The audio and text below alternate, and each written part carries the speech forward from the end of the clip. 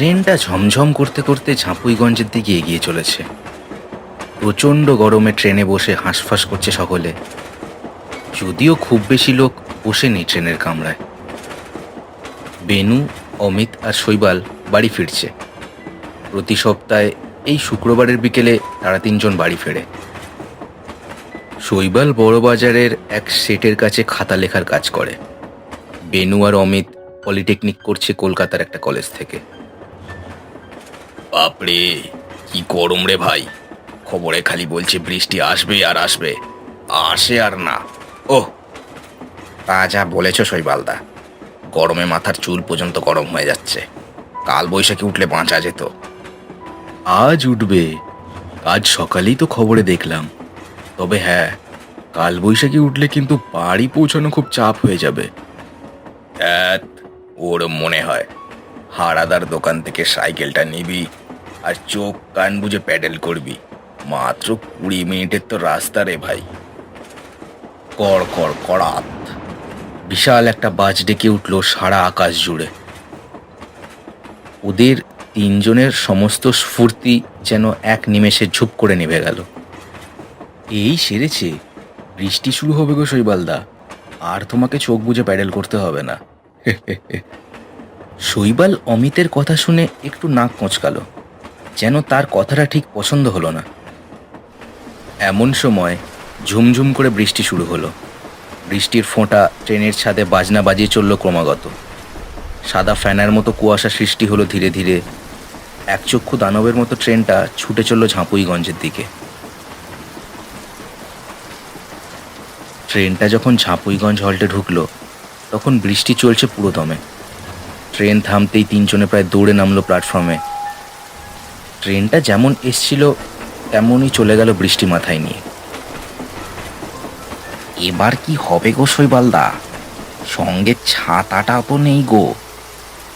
আর কি হবে, কোনো রকমে দৌড়ে হারাদার দোকান অব্দি চল, চাটা খাই, তারপর না হয় ভাবা যাবে।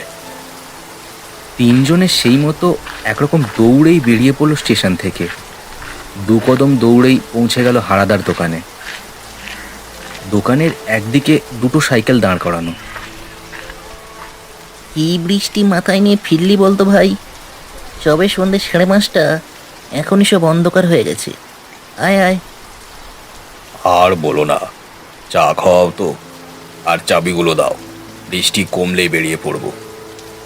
এমন সময় বেনু সাইকেলগুলো দিয়ে তাকিয়ে ভ্রু কুঁচকে বলে উঠল, ও হারাদা, আমার সাইকেলটা কই গো?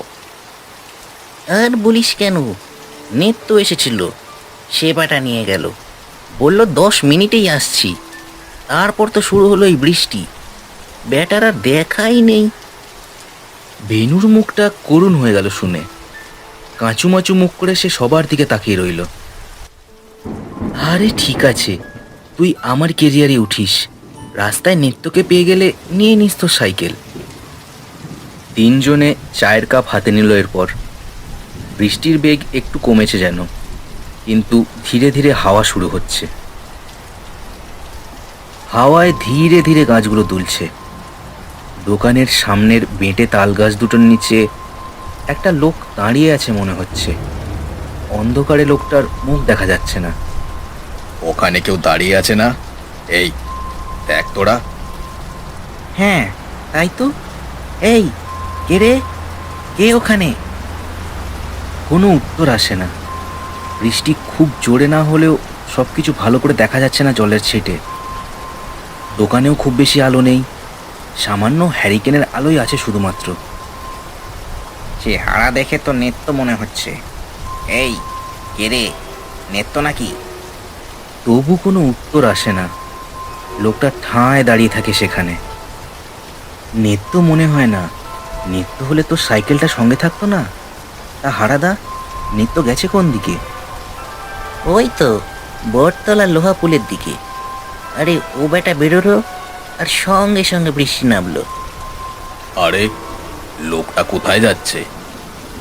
তারা অবাক হয়ে দেখল লোকটা গাছের আড়াল দিয়েই আবার অন্ধকারের দিকে চলে গেল। লোকটার চোখ দুটো যেন জল জল করছিল। সবার পিঠ বেয়েই ঠান্ডা স্রোত নামলো তার চোখ দুটো দেখে। এ ছিল বলো তো? চোখগুলো যেন জ্বলছিল। কে জানে কে ছিল, কোনো পাগল টাগল হবে হয়তো। এই নে, এবার বেরোবো, হাওয়া দিচ্ছে, ঝড় ছাড়ার আগে বাড়ি ঢুকবো। চল চল। তারা তিনজনে বৃষ্টির তোয়াক্কা না করেই সাইকেল দুটো নিয়ে বেরিয়ে পড়লো বাড়ির উদ্দেশ্যে। বটতলার লোহাপুলের দিকে এগোচ্ছে তারা। শৈবাল চলেছে আগে আগে, পিছনে কেরিয়ারে বেনুকে বসিয়ে নিয়ে চলেছে অমিত।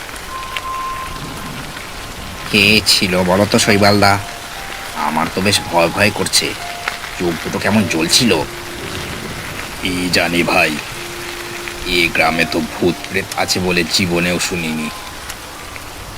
কিছু দূর গিয়ে মাঠের পাশ দিয়ে যাওয়ার সময় ঝড় উঠল। প্রবল হাওয়া, সঙ্গে তুমুল বৃষ্টি আর বজ্রপাত। সাইকেলে আলো থাকলেও তা ব্যাটারির সামান্যই আলো। মাঠ পেরোতেই শৈবাল ব্রেক কষে দাঁড়িয়ে গেল। সামনের রাস্তা জুড়ে গাঢ় অন্ধকারে কে যেন দাঁড়িয়ে আছে। অমিত সাইকেল থামালো।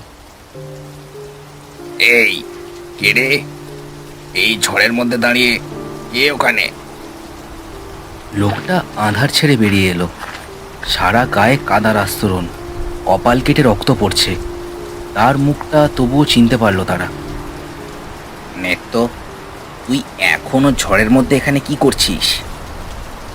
আর বলিস না ভাই, হারাদার দোকান থেকে বেরিয়ে বৃষ্টির মুখে পড়লাম, তারপর কাদায় সাইকেলের টায়ার স্লিপ করলো। ও, মরতে মরতে বেঁচেছি রে আজ। আমার সাইকেল? আছে আছে, সামনে আছে, চাকাটা একটু ঢিলে হয়ে গেছে, সে আমি খরচা দিয়ে দেব। শৈবাল, একটু কেরিয়ারে নে ভাই, ব্রিজটা পার করে দিলেই হবে। শৈবালের উত্তর দেওয়ার অপেক্ষা না করেই নেত্য উঠে বসলো তার কেরিয়ারে। আবার প্রচণ্ড ঝড়ের মধ্যে সাইকেল টানতে শুরু করলো তারা, কিন্তু এবার আরও ধীরে। ঝড়ের জন্য যেন প্যাডেল করাই খুব কঠিন হয়ে পড়ছে। নেত্য, তুই আবার উল্টো দিকে যাচ্ছিলি কেন রে? ব্রিজ তো প্রায় পেরিয়ে গেছিলি, তাই না? আরে না না, ব্রিজের একটু আগেই তো সাইকেলটা স্লিপ করলো, তাই তো ওটাকে ওখানে রেখে আবার হারাদার দোকানের দিকে যাচ্ছিলাম। ওরা আসবি জানতাম তো। শৈবালের মনে সন্দেহ বাড়ল। আর নেত্য ওঠার পর এত ভারী লাগছে কেন? তার পা যেন চলছে না আর। ওহ, পাথর খেয়ে এসছিস নাকি রে নেত্য? আর টানতে পারছি না তোরে। আচ্ছা আচ্ছা বেশ, তুই না হয় কেরিয়ারে আয়, আমি চালাচ্ছি। আবার সাইকেল থামলো, হাওয়াও থামলো সাথে সাথে, কিন্তু বৃষ্টির তোড় বাড়ল। এবার শৈবাল কেরিয়ারে, নেত্য চালাচ্ছে, আর পিছনে যথারীতি অমিত আর বেনু। কাঁচা রাস্তাটা পেরোলে সামনেই বটতলা, আর কিছুটা দূরে লোহার পুল। হঠাৎ শৈবালের মনে হলো নেত্য যেন খুব দ্রুত সাইকেল চালাচ্ছে। অমিত আর বেনুরও তাই মনে হলো। আরে এই নেত্য, ধীরে চালা, বৃষ্টিতে প্যাডেল স্লিপ করছে তো। আরে এই নেত্য। নেত্য এবার হাসি মুখে ঘাড় ফেরালো তাদের দিকে। শৈবালের রক্ত জল হয়ে গেল নেত্তর মুখ দেখে। এ কান থেকে ও কান অব্দি ছড়ানো দাঁতের পাটি নেত্তর। অমিত দেখেছে সেটা, দেখেই ভয়ের চড়ে সাইকেল থামিয়ে দিয়েছে। নেত্য হু হু করে সাইকেল টেনে এগিয়ে চলে গেল। ভাই, ওটা কি ছিল? দূর থেকে নেত্তর গলা ভেসে এলো। ওরে, ভয় পাসনি, আমি তোদের নেত্য রে। এই বেনু, সাইকেলটা নিবি না? চলে আয়, হারাদার দোকানে আগুন ছিল বলে ঢুকতে পারিনি ওখানে। চলে আয়।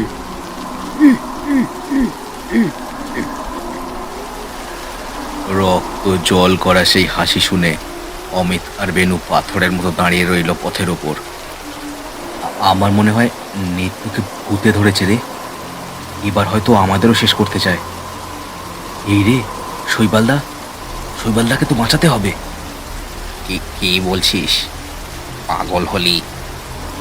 ভূতের সাথে কি বক্সিং করবি নাকি তুই ওখানে? তোর ভয় লাগলে তুই দাঁড়িয়ে থাক, আমি চললুম। বেনু ভয়ে সাদা হয়ে থাকলেও সাইকেলে উঠে পড়ে। অমিত এবার নিচু হয়ে বৃষ্টির তোয়াক্কা না করে সাইকেল ছুটিয়ে দেয় লোহাপুলের দিকে। 2 মিনিটের মধ্যেই নিত্যকে দেখতে পায় তারা। লোহাপুলের ঠিক সামনেই এসে সাইকেল থামিয়েছে সে। নাম শৈবাল, আমার সাথে আয়। বলেই তার দেহটা হাওয়ায় ভাসতে ভাসতে এগিয়ে চলে সামনে।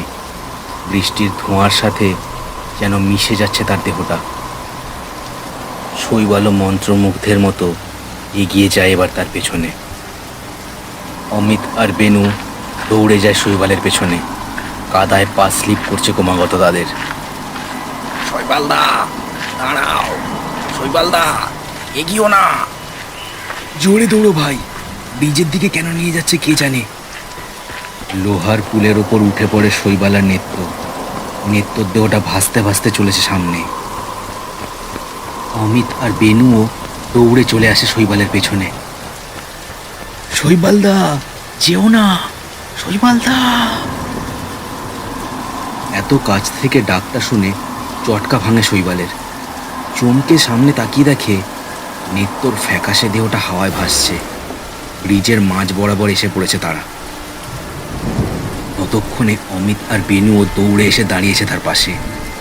সামনে যে দৃশ্য তারা দেখল তাতে বুকের রক্ত এবার জমে গেল। লোহার পুলটা মাঝ বরাবর ভাঙা। পুলের রডে বেঁধে ঝুলছে বেনুর সাইকেলটা। ওপাশের অংশের সাথে প্রায় 5-6 হাত তফাৎ। কাদাগোলা খালটা প্রায় 20-22 ফুট নিচে। ওদের এখানে আনলাম কেন জানিস? ওদের মতোই আমি ওই দূরে মাঠের থেকে ব্রিজটাকে গোটা দেখে চোখ কান বুঝে প্যাডেল করে দিয়েছিলাম। তারপর কি হলো আমি সত্যি জানি না। পায়ের তলা থেকে মাটি সরে গেল যেন। যখন চোখ খুললাম দেখলাম ব্রিজের ভাঙা অংশের ওপর দাঁড়িয়ে। একবার নিচে ভালো করে দেখতো। নেত্রর কথায় তিনজনে নিচে তাকিয়ে দেখল প্রায় 20 ফুট নিচে খালে পোঁতা আছে কিছু একটা। জিনিসটা একটা শরীর, পা দুটো আকাশের দিকে, বাকি শরীরটা কাদায় গেঁথে গেছে একেবারে।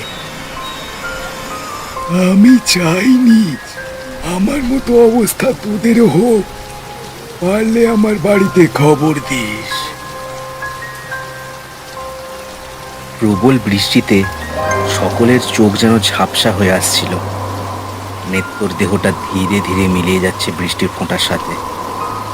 অমিত আর বিনু ভেবেছিল নেত্র হয়তো শৈবালকে শেষ করার জন্য এখানে টেনে এনেছে, কিন্তু মরে গিয়েও বন্ধুদের সাবধান করতেই সে টেনে এনেছে তাদের।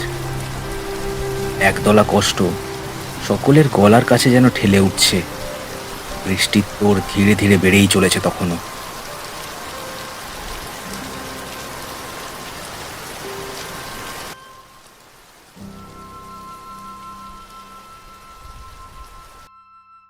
শেষ হলো কটুন্সের আজকের গল্পের পরিবেশনা। আজকের গল্পটি কেমন লাগলো কমেন্ট করে আমাকে জানাতে ভুলো না। চ্যানেলটিকে সবাই সাবস্ক্রাইব করে দিও আর গল্পটিকে শেয়ার করে দিও তোমার বন্ধুদের সাথে। দেখা হচ্ছে পরের ভিডিওতে। ধন্যবাদ।